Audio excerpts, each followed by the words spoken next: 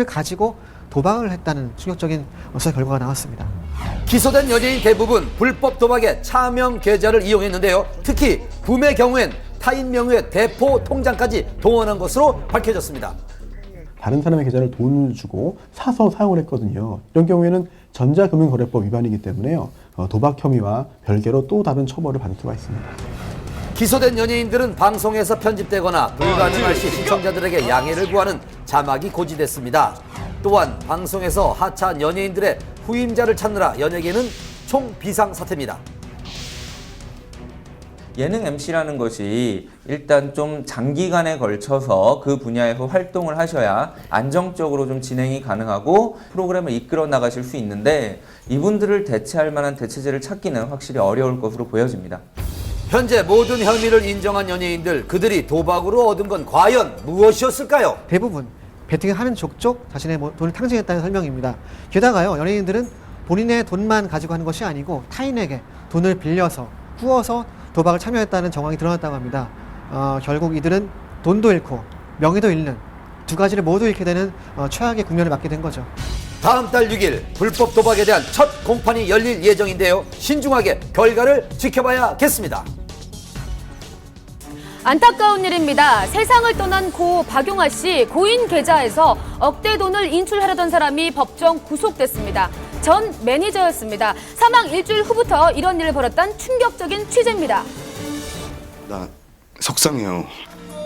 한류 스타로서 일본을 넘어 아시아 전역에서 큰 사랑을 받았던 고 박용아.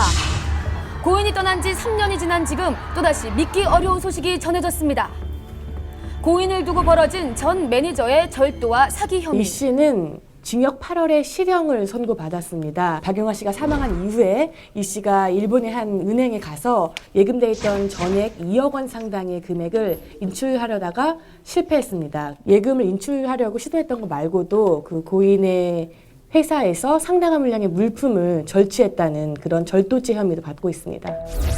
지난 2010년 고 박용아 씨의 장례식 내내 그 누구보다도 오열하며 슬픔에 잠긴 모습을 보인 전 매니저. 이제는 저 높은 하늘의 별이 되어서 늘 우리들 곁에서 반짝거릴 거라고.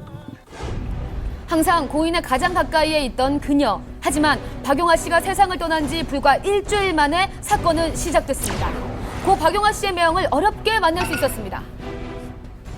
전 매니저라는 사람이 금전적인 부분뿐만 아니라 그런 것들을 취하려고 했었다는 게 아픔이라든지 그 분노라는 거는 뭐 이루 말할 수가 없죠. 지난 3년간의 기록을 들을 수가 있었는데요. 7월 7일 날 이제 가 와서 일본 은행에서 거액을 인출하려고 시도를 했는데 가족이 시켰으니까 거액을 다 전액을 빼게 해다오. 굉장히 좀 의심적인 일이다. 한국에 있는 가족들한테 연락을 해봐라 해서 저희가 알게 됐죠. 실제로 이가 7월 7일 날 400만 원 정도, 한국 돈으로 한 5천만 원이 넘는 돈을 인출을 했어요.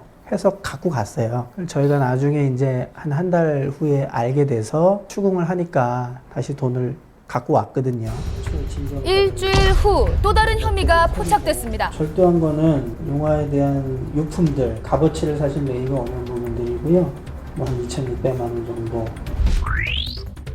사무실에 이제 큰 창고가 있었어요. 7월 15일 날 출근을 해 보니까 텅텅 비운 거예요. CCTV를 보니까 한 30박스 이상을 빼내가는 장면을 확인을 해서 알게 됐죠. 지난 15일 전 매니저에 대한 결심 공판이 열렸습니다. 이른 시간부터 유족은 물론 멀리 일본 팬들까지 공판을 지켜보기 위해 자리를 함께 했는데요. 전 매니저의 주장은 예금은 빼돌리려 하는 게 아니라 매니저로서 쓸 수 있는 권한이 있다고 생각했고 사진첩이나 앨범은 유품을 정리하면서 그간의 정을 생각해서 소장하고 싶었습니다. 이 씨가 도주 우려가 있다는 점에서 법정 구속시켰는데요. 구속되기에 앞서서 이 씨는 이 같은 상황을 인정할 수 없다고 짧게 심경을 밝혔습니다. 그런데 3일 후 판결에 불복하고 항소했다는 보도가 이어졌습니다. 항소장 제출돼 있는 상황인가요? 예, 변호사님이 11월 18일자 내셨네요. 아직 기록이 넘어온 상태는 아니고요. 기록이 넘어오지 않았다는 게 아직 항소심 입장이 아직은 안 잡혔죠. 사과는 있었나요? 사과는 아직까지 전혀 들어본 적이 없습니다.